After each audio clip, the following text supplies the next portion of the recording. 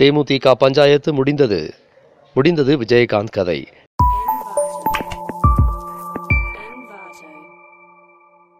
தேமுதிக பஞ்சாயத்து முடிந்தது. முடிந்தது விஜயகாந்த் கதை.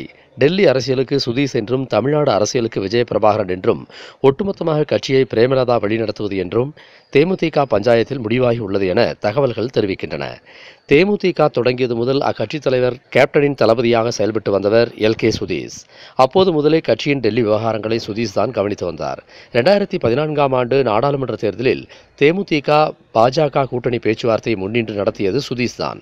கூட்டணி பேச்சுவார்த்தை குழுவின் தலைவராக சுதீஷ் கேப்டனால் அறிவிக்கப்பட்டார். அந்த அளவிற்கு டெல்லியில் தேமுதிக பிரதிநிதியாகவே சுதீஷ் வலம் வந்தார். மேலும் எப்படியாவது ராஜ்யசபா பதவியை பெற்றுவிட வேண்டும் என்று தீர்க்கமாக அவர் முயன்றும் கடைசி வரை அது காணல் நீராகவே போனது.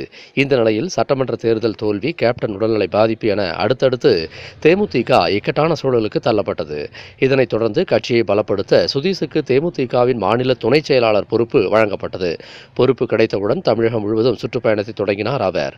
மேலும் கேப்டன் உடல்நிலை பாதிக்கப்பட்ட நிலையில் டெல்லி அரசியல் மட்டுமில்லாமல் தமிழக அரசியலிலும் சுதீஷ் கவனம் செலுத்துவார் என்று பேச்சு அடிபட்டது. மேலும் இடைத்தேர்தலில் கூட சுதீஷ் போட்டியிட வாய்ப்புள்ளதாக தகவல்கள் கூறின. இந்த நிலையில் திடீர் திருப்பமாக விஜயகாந்த் மகன் விஜய பிரபாகரன் கட்சி நடவடிக்கையில் இறங்கினார். இதனால் தமிழகத்தில் தேமுதிகவின் முகம் யார் என்று சுதீஷ் விஜய பிரபாகரன் இடையே பனிப்போர் ஏற்பட்டதாக சொல்லப்பட்டது. இந்த விவகாரத்தில் சுதீஷ் தனது இருப்பை விட்டுக் கொடுக்க மறுத்ததாக கூறப்படுகிறது. அதே சமயம் விஜய பிரபாகரன் அரசியல் ரீதியாக வளர்வதிலும் தனக்கு ஆட்சேபனை இல்லை.